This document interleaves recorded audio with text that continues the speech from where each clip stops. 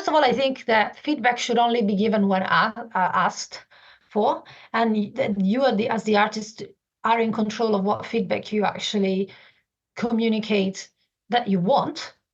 So it's important not to just go, oh, whatever, just tell me whatever. No, tell me whatever isn't good, because what if the other person starts criticizing the heck out of you, you know? Are you going to be feeling good about that? Nah, I don't think so. So it's up to you to go, okay, what do I need? How do I want to hear this? And then when other people give you feedback, you've got to be attuned like to how you're feeling. Welcome to the Creative Chats podcast with Mike Brennan.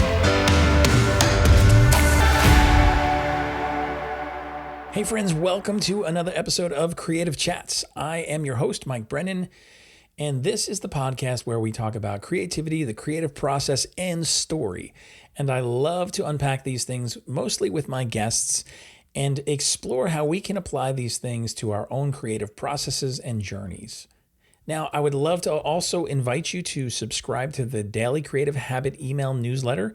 Nobody needs more emails, I get that.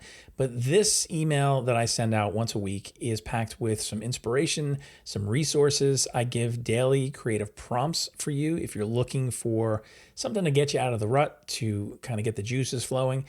Perfect for you. Also, we have a community over on Facebook that is called Daily Creative Habit as well. And I would love for you just to be taking a step to be a part of that community. Come around people who are like-minded, raising their hands to say, I want to show up more consistently for my creativity and craft. So if that's you, head on over to dailycreativehabit.com and you'll find all those resources there.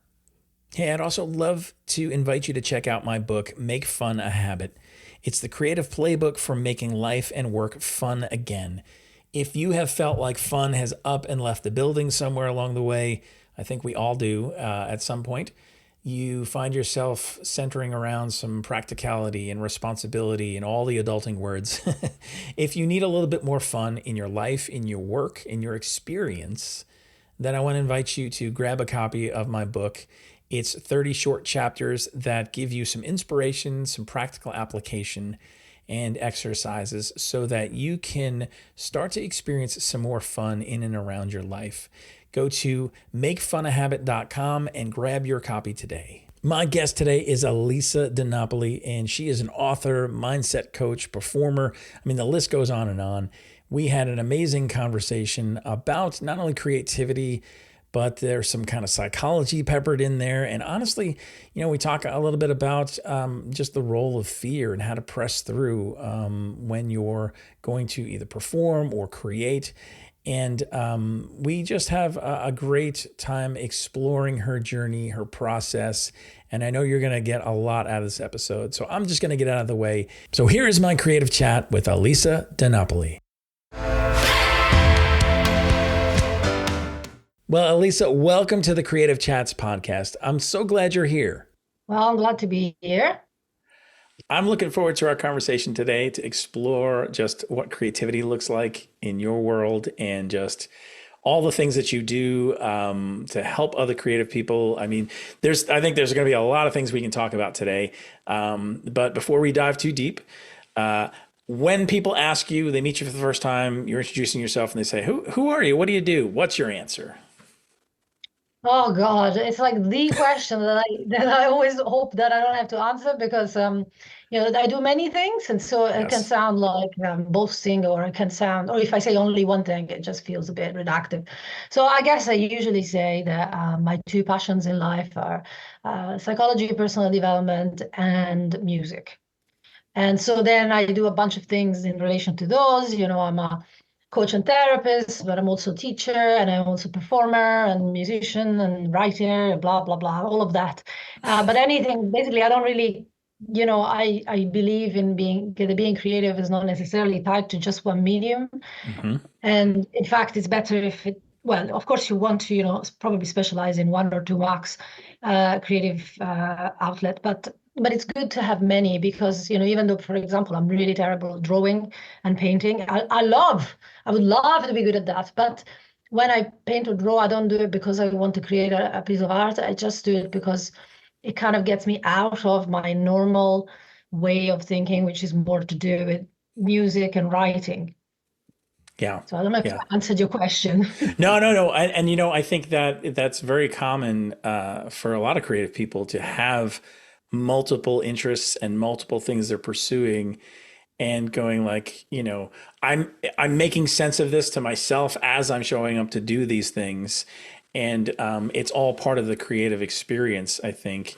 And for people on the outside, looking in, they could be like, what is happening? Like, hey, is this person like changing their mind all the time as far as what they want to do? Are they, just not satisfied in something? I don't know, So I think externally, it can be challenging to talk about what you do when you do a lot of things, and you have multiple areas, and yet you can move in and out of these things with more ease because they're like tools. They're Yeah.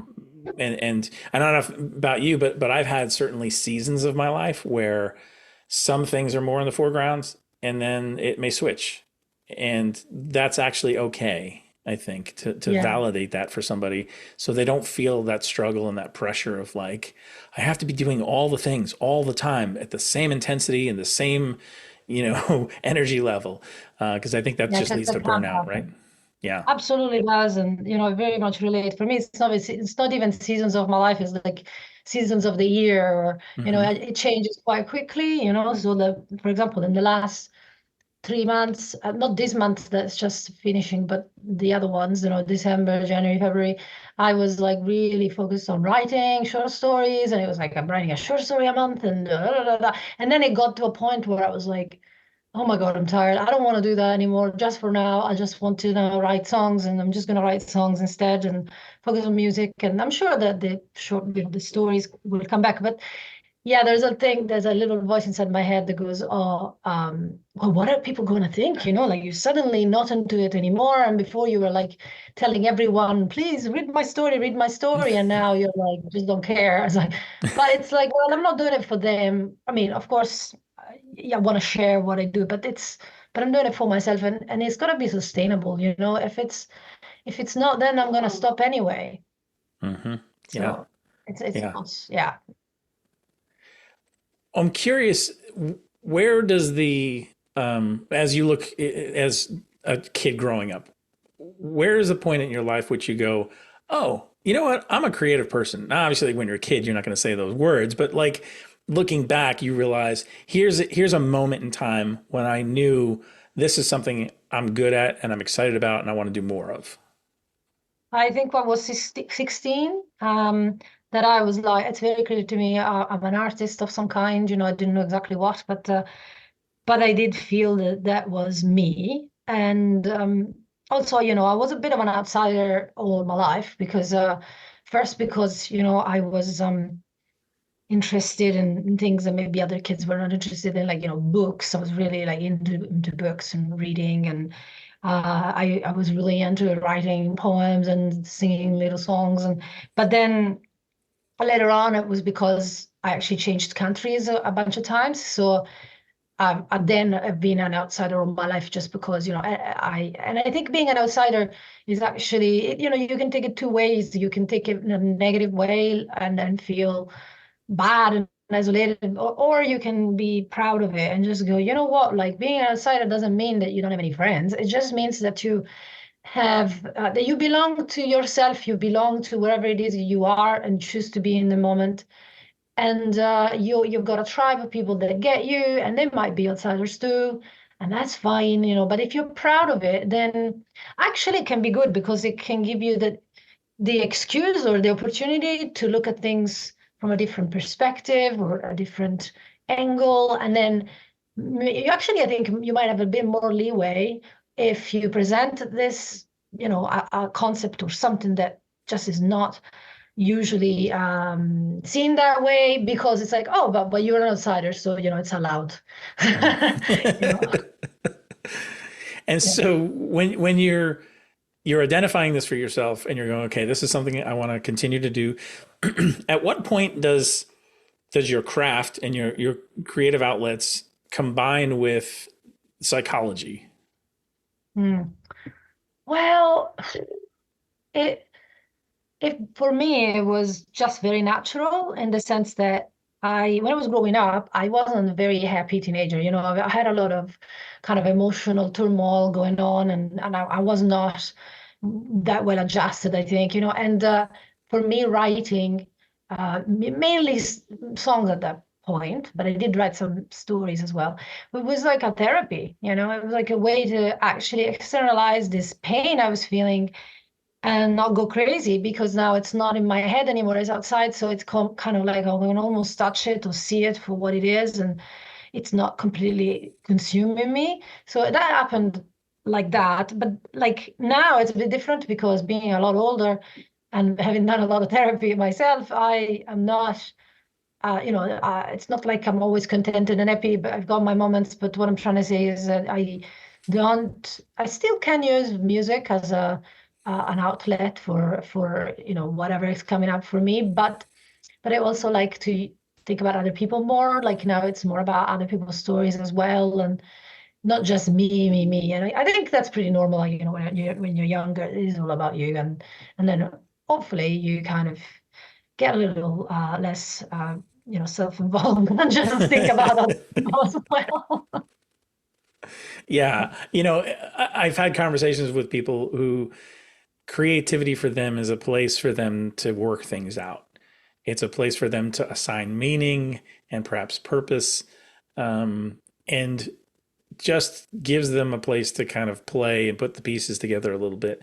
And I think, certainly when you have an experience and you're like, I don't really know what to do with this, or I have these feelings, or I need to channel this someplace, it's very helpful to have a forum like that. And then, like you said, even in terms of maybe it's somebody else's story and you want to share that because there's still a connection there. There's still obviously something that's moving you or speaking to you in some way. And so learning how to use creativity as a tool and a forum and a place to be able to express those things, I think is really a powerful medium to connect with people, right? Absolutely. Yeah, I really agree with that. I think you're right. And that, I mean, I don't think I could write about something I don't know anything about. Yeah. How do I do that? I mean, sure, I can imagine things, but it's going to be really different if I actually connect to the material. And so, yes, it might not be 100% me, but it's definitely there's a bit of me in there that I feel and have an experience with, and then I'm going to add to it. But yeah, I think it is actually very important for at least I think for mental health to be able to identify first what it is that you're feeling and then like you say, give it a meaning. It doesn't have to have that meaning for everyone, but you give it that meaning yourself. And so then sorry, I'm just getting rid of the noises in the computer. Yeah, and so yeah, I would agree with you on that on front. Have there been things that you identify as like, here are blocks that I have or struggles creatively that I've had to work through that you feel like are ones that other people also encounter? Yeah, like the usual one is the like blank page kind of the creative block, kind of, oh, what do I write now? And there's an exercise that I did when that happened. And actually, this is an exercise that every time I do it, it really is amazing. It works wonders, and it's so simple. You might know it, I'm sure you know it. It's sensory writing, and it's done on a completely found object. So, you could go on the internet and randomly generate a word or open a book and just put your finger on it and say, I don't know, whatever it may be, it's mouse. Okay, mouse. Now I'm going to write for 10 minutes on mouse, but I'm not writing in terms of feelings and thoughts. I'm just writing in connection with my senses. So I have to use uh, the sight and hearing and touching and and all of that, taste, etc. In my writing. And so what that does, it opens up a very different world, a different way of thinking about things. Because I normally am very in my head, I'm very much like floating head, and I have to actually connect to my body in order to do something, write something that actually can be relatable, not on the nose and just like telling you what to feel or think.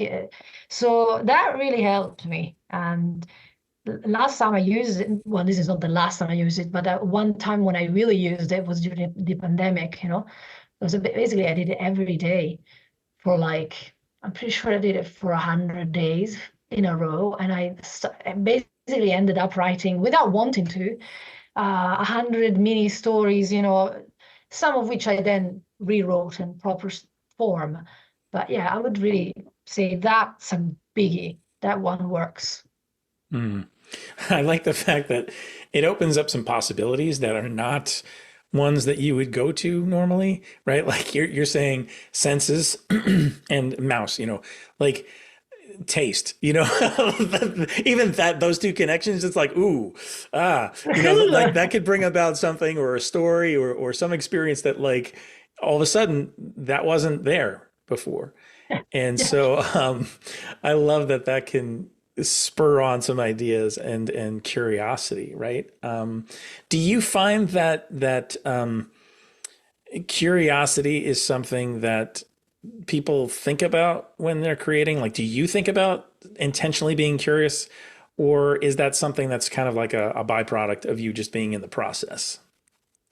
Um, well, I've been thinking about that just because that kind of, curiosity gets mentioned a lot being a therapist, it's a lot Mm, about actually being curious and stop the judgmental brain, like being judgmental or being able to judge and edit, and that's fine, but it doesn't really belong to the first phase of creativity, the first phase of creativity. It has completely to do with curiosity and play, like so that you can be free and you to make connections that you haven't made before. And absolutely, like being rigid and judgmental is like the enemy of creativity.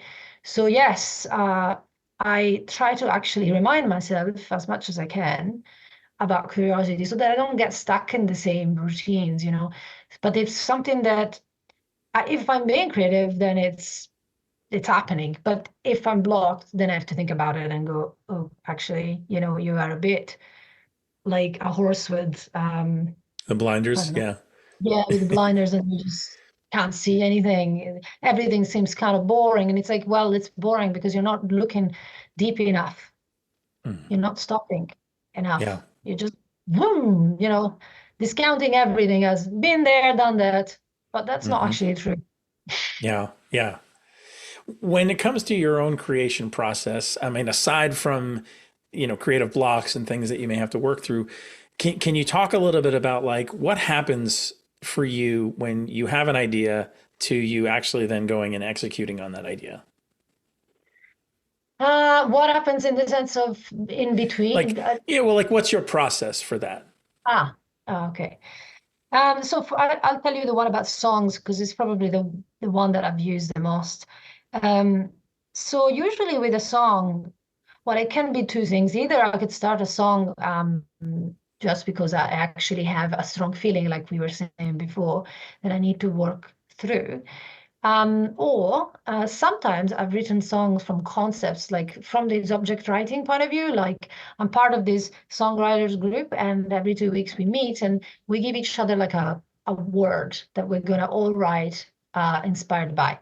So then what I would do is I start doing some sensory writing around that word, and I spend the first day doing that and then, thinking a little bit about the concept. What does it mean for me, etc. Then the second day, because it takes around a week, so the second day I'd be um, thinking, underlining some of the words or phrases that came up from my sensory writing the previous day. And so that might be a title, for example, of a song. Or I might start writing in a different way about that word. So, for example, using more feeling and thinking language because choruses, when you write a chorus, you're writing about the concept. What is it that you want to actually say? That's the chorus is the sum up of that. Whereas the verses are more about the story, and the when and the where and the who and the how, right? So that would be the second day would be more like, okay, what is this actually about? What am I trying to say? So, and then I need to write around that until I find some kind of at least one sentence, one short sentence that can be used as a chorus. And then the third day, obviously all of these I could do in one day, but because I work on other things, it's time restrictions, I have to do it this way. And so then the third day, I might try to actually put the two together, writing, verses and choruses.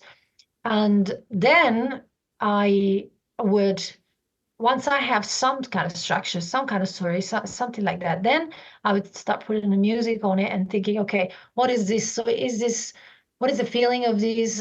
Is it sad? Is it happy? Is it longing? Is it sexy? Is it whatever, And then thinking that way, I start thinking about like a key or the instrument. I usually never write in piano. I used to write on guitar, but I find that piano I don't know, I'm in love with the piano at the moment. So then I've been thinking, okay, what key is it? What mode is it? What am I trying to, what kind of music, rhythm or would fit with this? And so I write the music around that.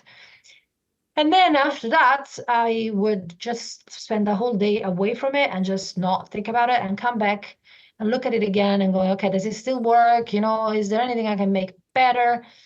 And then I would present it to the group, just asking for feedback, what does it make you think about? What would you do? Da, da, da, da. And then I would change it accordingly if I agreed, obviously, with the other people. The only other difference is sometimes instead of starting with the lyrics, I might start with the music. That's usually more if I already have kind of a feeling or something I want to talk about. Then I'm like, okay, I'm just going to start with the music this time, and then I add the words. So that's pretty much the process. Is there any place in there that you feel like you lean towards improv as far as the process, and not necessarily a more planned out approach?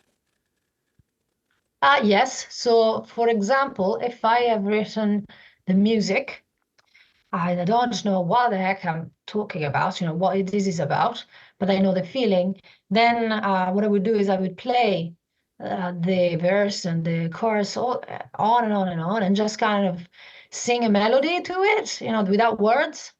And then once I got the melody, I would kind of go say whatever comes into my head. It doesn't matter, like talk about the shopping list. It doesn't matter, like just improvise, but it's not, I'm not improvising in the sense that these words are probably never going to be in the song, but they kind of can give me an idea of the type of words and that would fit, you know. And sometimes I have come up with like the perfect sentence this way, it's like just my brain going, oh, Yeah. that's right, I like that, thank you. Yeah. It's amazing how a lot of times the things that we need are there when we need them, when we're open to things. Yeah. And I think sometimes when we're not trying so hard, that also is I think it probably taps into a different part of our brain where it's a little bit more relaxed, it's a little bit more open, and the idea of flow, right? Being in this flow state of like able to get lost in this creative practice and this time where we're just like, oh my gosh, I look up and there's like several hours have just gone by and I've just been in it Yeah. and immersed, right? That's an amazing thing when you can experience that. Do you ever talk to other creative people about that and their experience around flow? Oh, yes. I mean, I think I used to be a lot in flow when I was younger and I had more time, when I didn't have to work so much. And it was much easier. I would just happen, by itself. But these days it's more something that really needs to be cultivated because I can't remember who said that to get 1 good hour of painting, you need like 5 hours of nothing, of staring at the canvas, And I think that's really true. But yeah, with the people that I work, that I am, in a group with, a creative group, yes, we talk about that. And again, I think the thing that we all have in common is that because we live in a world that's so kind of focused on the analytical parts of our brains, it can be frustrating, like Hmm. come back from work and then it's like, oh, I'm tired, I can't think about anything, I just want to blob out in front of the TV kind of thing. And so it's about actually having some like the intention and that, oh no, no, I'm doing this is important for me because it will make me happy, but also to create some kind of ritual of transition so that you can basically say goodbye to that mode. There's nothing wrong with it, just like, okay, finished now. And it could be anything. It could be taking a shower or going for a walk or lighting a candle or listening to your favorite song. But something's gonna have to happen because otherwise it's just trapped into that kind of way of being. Yeah. It's interesting because as you talk about that, what comes to mind for me is, especially when you're someone who works from home, you needing distinct places so that you can transition from one thing, one activity to something else, so that your entire house is not your office, because then you'll never stop working. And it's important to have, like you said, those transition places. I like that you use the word, the ritual or a habit of like, okay, here's what I'm going to do to transition from this. Maybe it's a shower, maybe it's closing a door, maybe it's whatever that looks like for somebody. But I think to be intentional about that so that you can realize that you're moving into a different place, not just physically, but even mentally, and then able to go, okay, what does this now look like, right? Yeah, absolutely. For me, for example, this room in which I am is my creative place, but it's also my workplace. And so what I often do is I change the lighting. Hmm. So when I'm working, it's all like bright white lights, and that not I don't like them that much, but I need them to kind of wake up and work and da, da, da. And then when especially at night, usually, I get out, do something else. When I come back in, I need to change the lighting, and it's all colored and nice, kind of dark, and just to get a bit of a, like you say, a change. And sometimes that's hard because if I could, I would have another room, that I could do that in. But Right. like you say, Yeah. no, no. Yeah. You know, thinking about the engaging with yourself in this whole creation process, and then there's another part of the process which says, okay, now I'm going to actually put this out into the world, right? Mhm. This isn't just for me. It's not just for me to hide in my room and create something, whatever. And maybe there are some projects that are like that. You just do for you, and that's fine. But if there is something that somebody's either looking to monetize or they want to put before an audience, and yet they're struggling with, I don't know if I can do this. I think back to early days when I started learning to play guitar.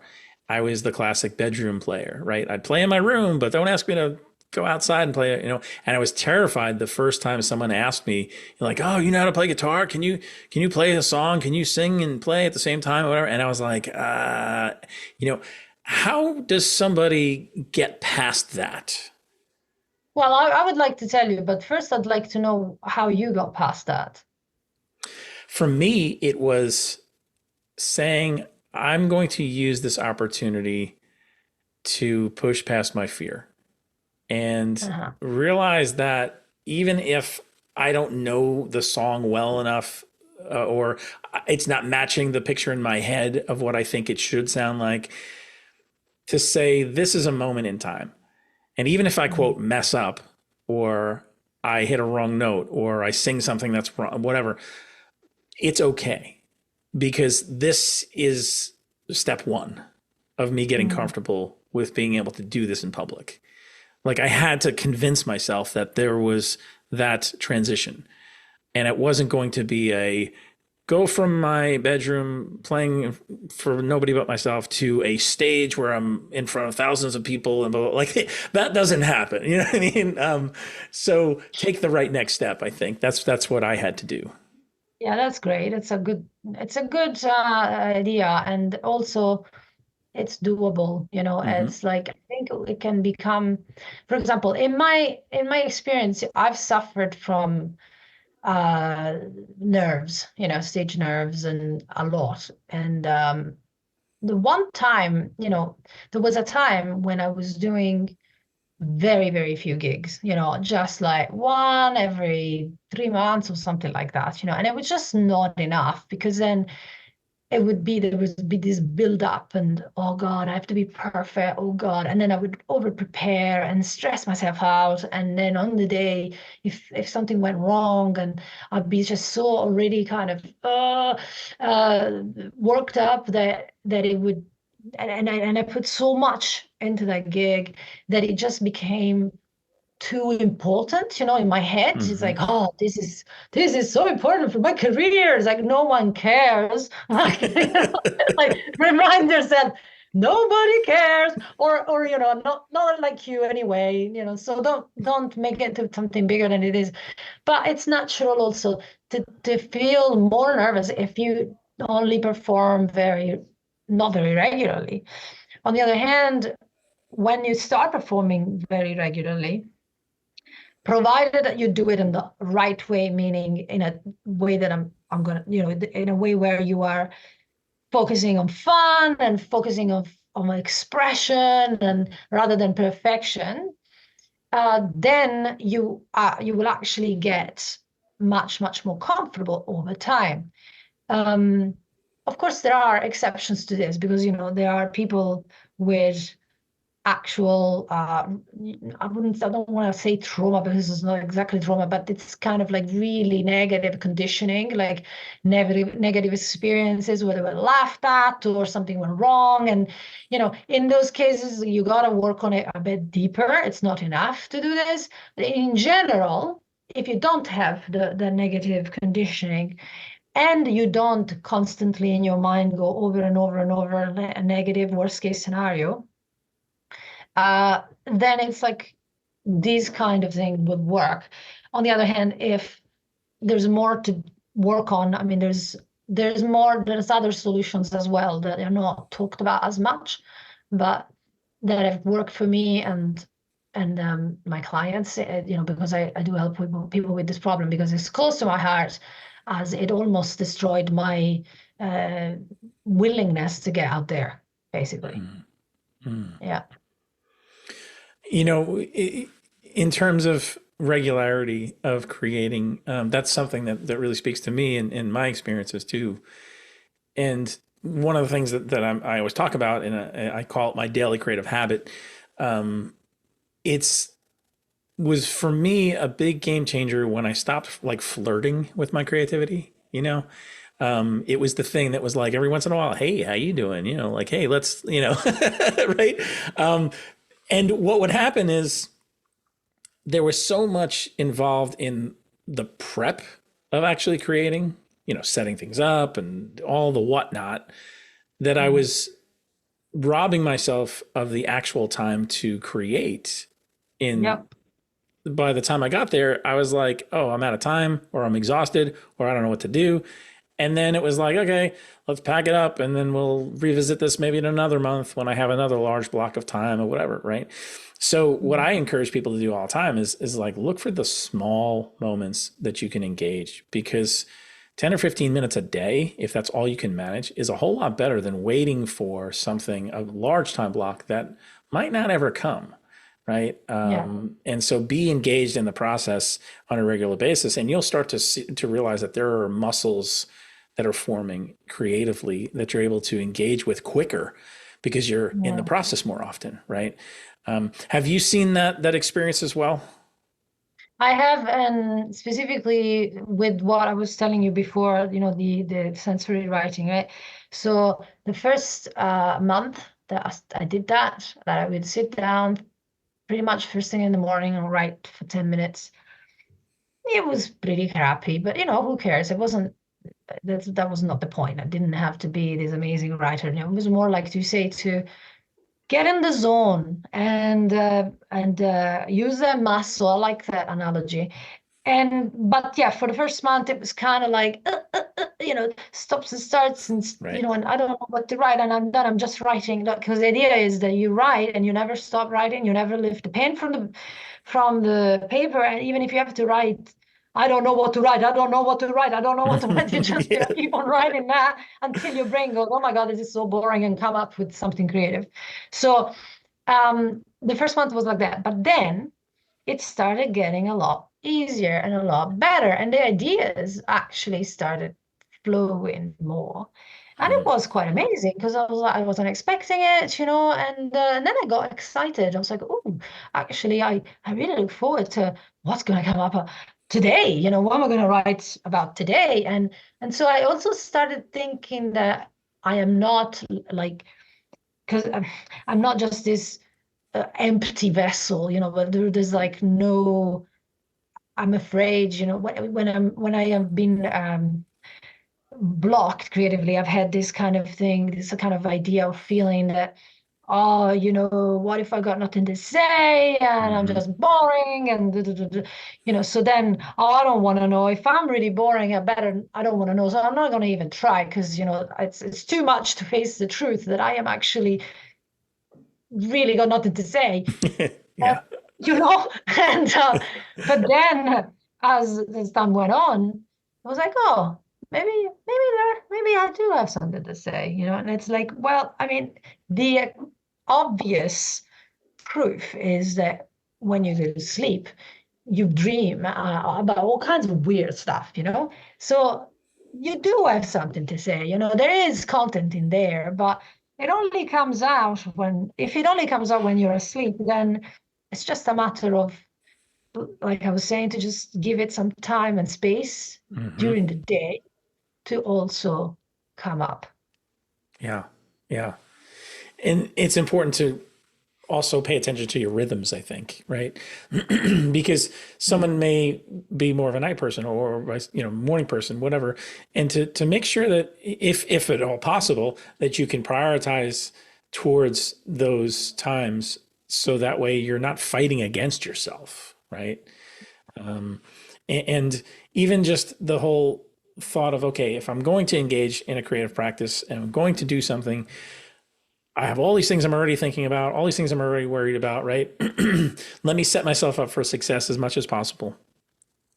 What do you think plays into the ability to have confidence in terms of creating? Well, so confidence meaning I can do this, right? Yeah, and I I think just you can do this, and maybe even just not just your abilities, but even in what you have to say. uh-huh, right, yeah. Well, so in terms of the ability, obviously, is doing it enough. Hmm. Because as I said, if you only do it every once in a while, then you're never going to be really confident. Because sometimes it might be so long since the last time that you feel actually the opposite. It's like, you're disconnected. So frequency is actually very important, I think. And in terms of like the quality, well, I think that actually it's good to have perhaps a group of people or a safe place to present your work when it's not yet perfect. It's kind of like this small little embryo, Hmm. and just ask other people like what it is that you want to know about it. So you ask for feedback. So if you, for example, if you're, I've got a friend of mine who's an amazing musician, but he's not very confident with words.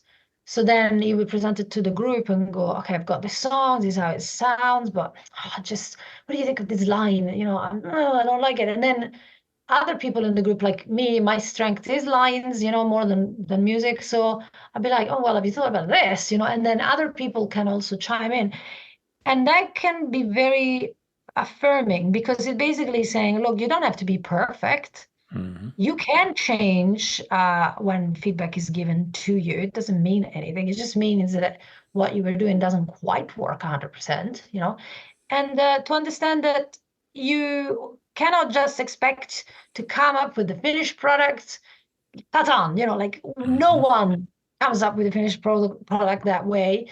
You've got to put in the work, it takes time. Like when you write a story, oh my God, you might write it 7, 8, 10, even 10 times, and you can't see that as a sign that, oh, you've got nothing to say or you're not very good at saying it. It just means that, like a sculpture, you've got to go in layers Mm-hmm. and then uncover and uncover until it's done. Or with painting, it could be, painting and then adding, and whatever, even mistakes become part of the painting and may Yeah. become part of the process, So yeah, I think that's to be humble enough that you can change things when they don't work, but also believe in yourself enough that you do put yourself out there, at least, even if it's only in a safe space first, with your friends or something. Yeah. Does that answer your question? Yeah, yeah, and I think there's another question I want to ask you coming out of that, and that's how do you know what feedback to listen to? Mm.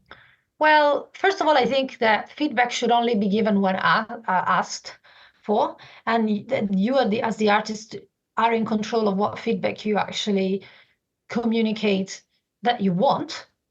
So it's important not to just go, oh, whatever, just tell me whatever. No, tell me whatever isn't good, because what if the other person starts criticizing the heck out of you? Are you gonna be feeling good about that? Nah, I don't think so. So it's up to you to go, okay, what do I need? How do I want to hear this? And then when other people give you feedback, you've got to be attuned, like, to how you're feeling, right? Meaning, if a person gives you feedback and if it really feels in alignment with your doubts already, say that you're not sure about a line or you're not sure about, and then the person goes, oh, that line doesn't quite work for me. Then it's like, I knew it. It feels right because you already kind of thought anyway. And then someone else gives you that confirmation, and it's like, okay, obviously this line doesn't work and da da da. But if another person just gives you like feedback such as, oh, I didn't like it, it's like, well, that's not feedback. Like, okay, you didn't like it, but what does that mean? Hmm. It doesn't give me any information on why, what works, what doesn't work. So in that case, I wouldn't really care about that feedback. I would not want that feedback and just refuse it. And also, it could be that another person, for example, another person might listen to your song and give a take about, oh, have you thought about making a version of this that's like funky town? And then you're like, no, I don't want to do that. Like, you can do that if you want, but it's not me. I am a whatever, like a folky, and I'm going to do it this way. And that's fine because it doesn't align with your vision, Hmm. right? It, so yeah, you have to be honest with yourself as well, because like maybe another thing is you've got to, yeah, be honest. If someone else, for example, tells you that they don't like a particular, maybe they don't like the structure of your song, it doesn't make much sense, or the chorus, what is this about? Is a jumble of confusion, and if you identify too much with your creation, and in the sense that you put your self-worth into it, as in, I am only, this is about how good enough I am, rather than whether this artifact does the job it's supposed to do. So in that way, it's very dangerous to ask for feedback, and you probably shouldn't. And I don't think it's a very good attitude. It's very, yeah, it's so tricky. It's gonna make you into a wreck because every time you put ourselves out there, it's like it's all about you and whether you have any value. But that's not what art is about. It's never really about you. And like I said before, no one really cares about you. Everybody just cares about themselves. Like, they want to feel something through your piece of art. And if they don't, then for them it doesn't have a lot of value.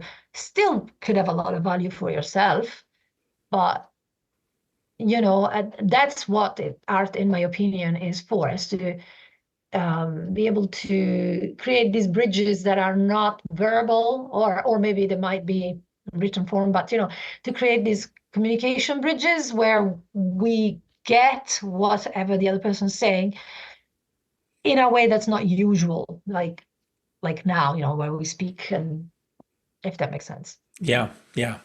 I heard somebody say once, which I thought was great. They said, not everybody has earned the right to give you feedback either.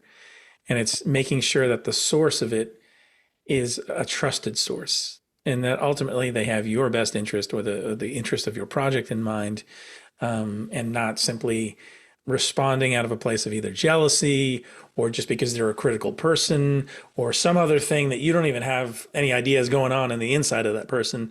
And it's just giving them an opportunity to just kind of blah.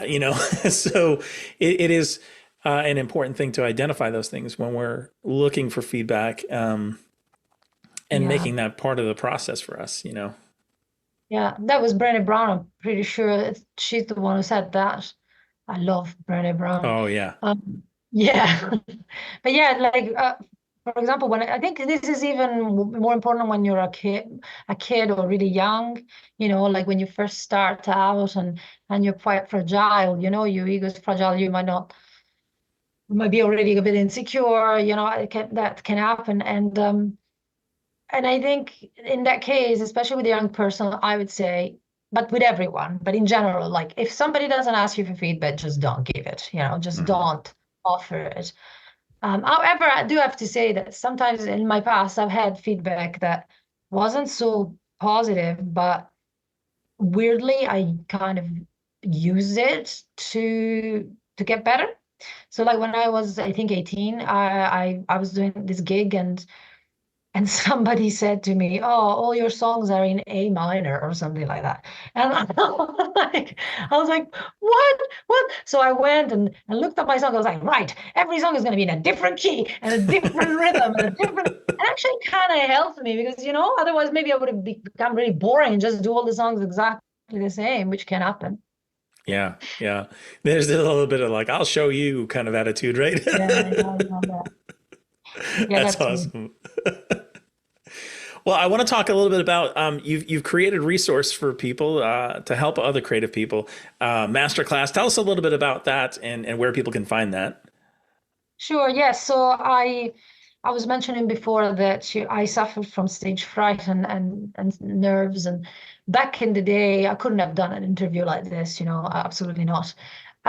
So I am living proof that you can get over it and you can get to actually enjoy the very thing you were terrified of. But so basically, because I have been that person and I suffered for many years with no help, and I almost got to a point that I was like, okay, I'm done with this. I'm just not going to do it anymore. I put a lot of effort into getting out of that place. And what I mean by that as well is not just someone who gets nervous on stage. I'm talking about really uh, being so nervous that either you do your performance and then you realize it was terrible because the entire time you were thinking about, am I good enough? Am I good enough? Am I good enough? Oh, that guy just got up and went out. Oh my God, I must be terrible. It's like maybe they just want to go to the toilet, like it's got nothing to do with Yeah. you. You know? Uh, so, so if it stops you from having fun and if it stops you from giving your best, or even if it stops you from like doing it all together, then it's more than normal nerves, then it's something that needs attention. So I basically went through, I used various tools. I tried to use other tools like such as improv, like you mentioned improv, but also beta blockers, having a tequila shot, all kinds of things. And it just didn't quite didn't quite work. And then I came to hypnotherapy because I'm a hypnotherapist.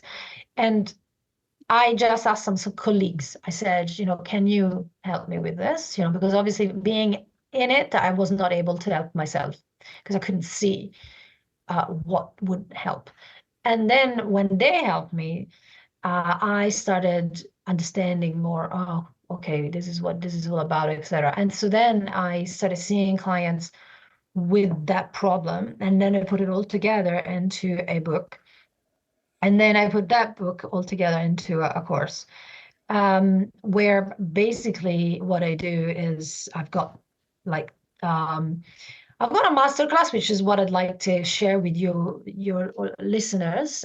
This is a very, very, very practical masterclass. So you actually do come out of it with some real tools to use before a performance.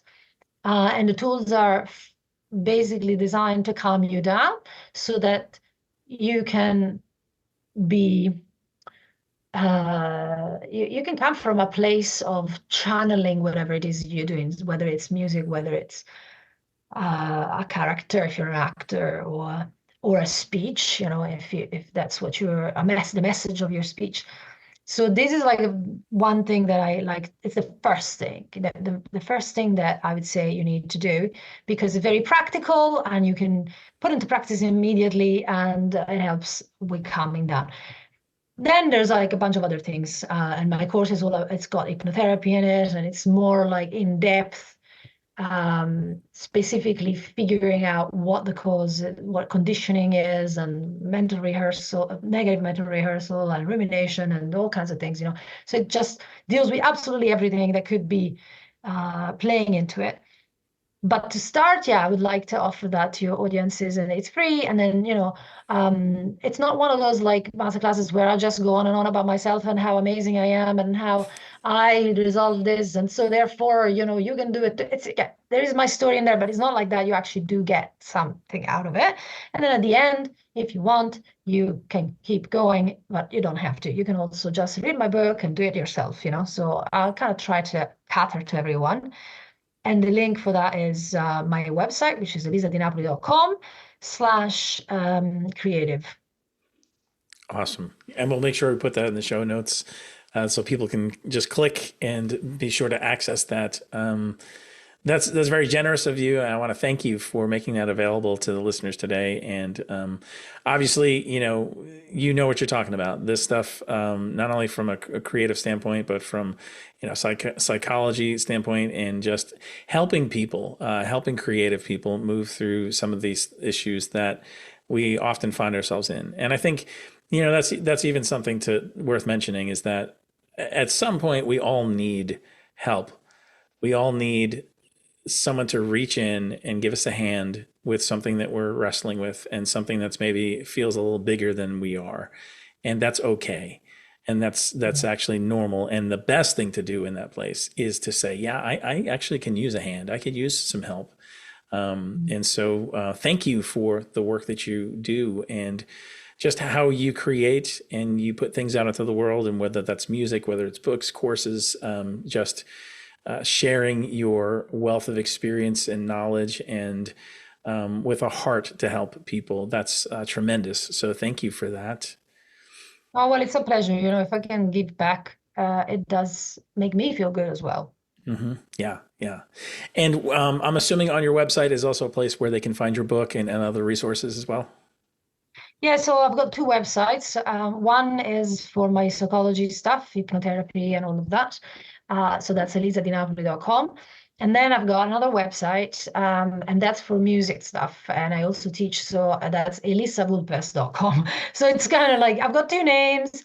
The story behind it's a little bit silly. I was young and I was worried that, I can't possibly mix the two.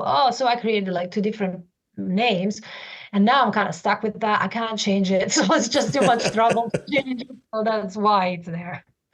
Yeah. I totally understand that. Yes. You create branding issues for yourself and then go, well, here we are. Well, awesome. I encourage everyone to make sure that they follow along with you and take advantage of the resources you're providing for people. And again, I just want to say thank you for your time today, and thank you for sharing your experiences and all the things that you do. It's been a great conversation today. Yeah, it really has. Thank you very much as well for having me.